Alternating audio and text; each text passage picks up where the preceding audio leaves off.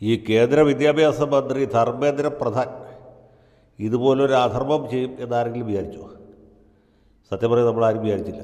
ഇത് B J പിക്കാരനാണ്, എന്തും ചെയ്യാൻ പഠിക്കാത്തവരാണ് എന്ന് നമുക്കറിയാം.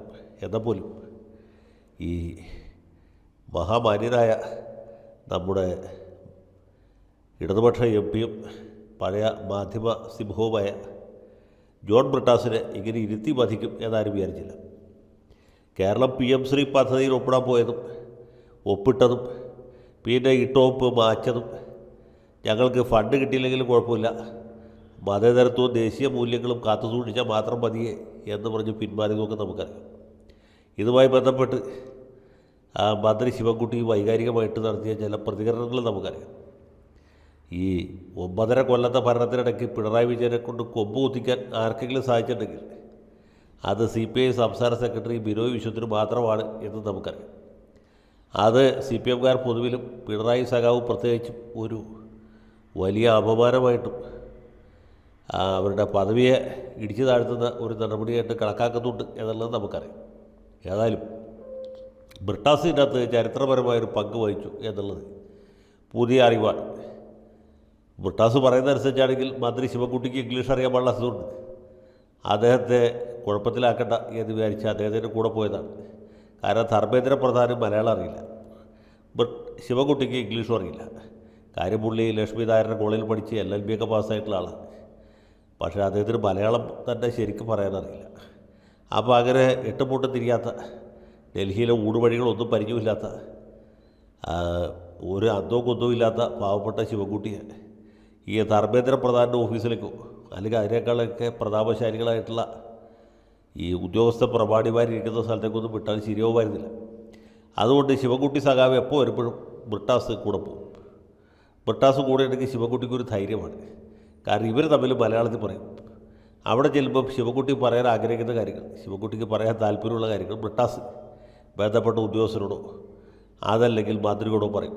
ഇത് ഇന്നലെ തുടങ്ങിയ പരിപാടിയല്ല, കുറച്ചു കാലമായിട്ട് നടന്നുകൊണ്ടിരിക്കുന്ന ഒരു കാര്യമാണ്. അപ്പോൾ അത് ധർമ്മേന്ദ്ര പ്രധാൻ തെറ്റിദ്ധരിച്ചു. ധർമ്മേന്ദ്ര പ്രധാൻ ബ്രിട്ടാസിന് മാത്രമേ അറിയുള്ളൂ, ശിവൻകുട്ടിയെ പരിചയമില്ല. ഇപ്പോൾ ബ്രിട്ടാസ് വരുന്നത് PM ശ്രീയിൽ ഒപ്പിടാനോ വേണ്ടിയിട്ടാണ് എന്നാണ് ധർമ്മേന്ദ്ര പ്രധാൻ വിചാരിച്ചത്. പക്ഷേ ഇവിടുത്തെ ഈ മാധ്യമങ്ങളെല്ലാം കൂടിയിട്ട് ശിവൻകുട്ടി ഒരു വലിയ വില്ലനാക്കി. ശിവൻകുട്ടി ആൾ ശരിയല്ല, ശിവൻകുട്ടി ശരിയല്ല എന്നുള്ളതിനേക്കാൾ ഉപരിയായിട്ട് ബ്രിട്ടാസ് ഒട്ടും ശരിയല്ല. പാവപ്പെട്ട എട്ടും പൊട്ടും തിരിയാത്ത ശിവൻകുട്ടിയെ ഡൽഹിയിൽ കൊണ്ട് തെറ്റിദ്ധരിപ്പിച്ച് ഈ വെള്ളക്കടലാസിൽ ഒപ്പിടിച്ച് അതിൻ്റെ ഇടയിൽ വിരലടയാളം വെച്ച് ഇങ്ങോട്ട് പറഞ്ഞു വിട്ടത് ബ്രിട്ടാസാണ്. യു ടു ബ്രിട്ടാസ് എന്നൊക്കെ പറഞ്ഞാണ് ഓരോരുത്തരും ആഘോഷിക്കുന്നത്. ഇതൊക്കെ തികച്ച് തെറ്റാണ്.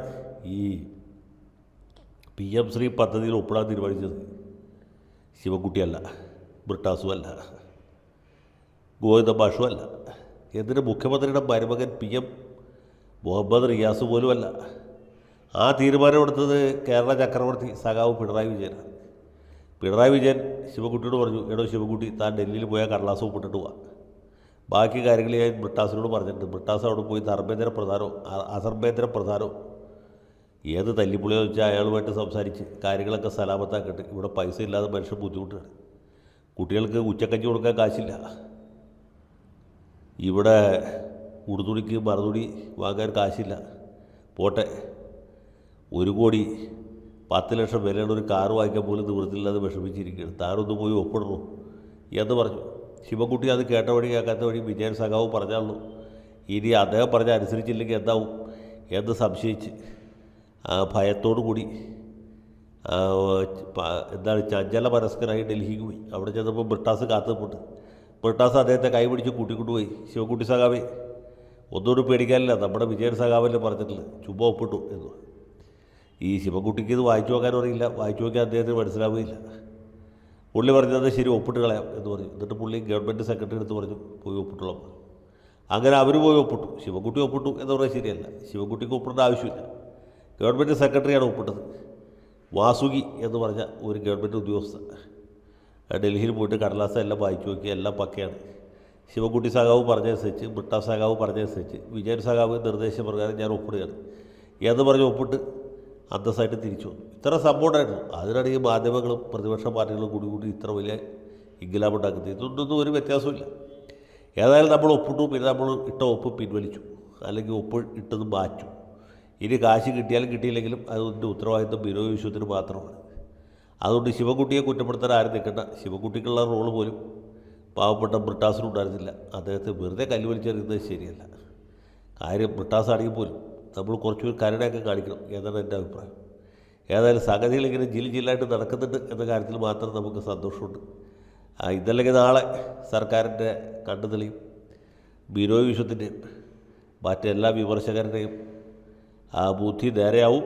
കേരളം PM ശ്രീയിൽ ഒപ്പിട്ട് പണം വാങ്ങും എന്ന് തന്നെയാണ് എൻ്റെ പ്രതീക്ഷ.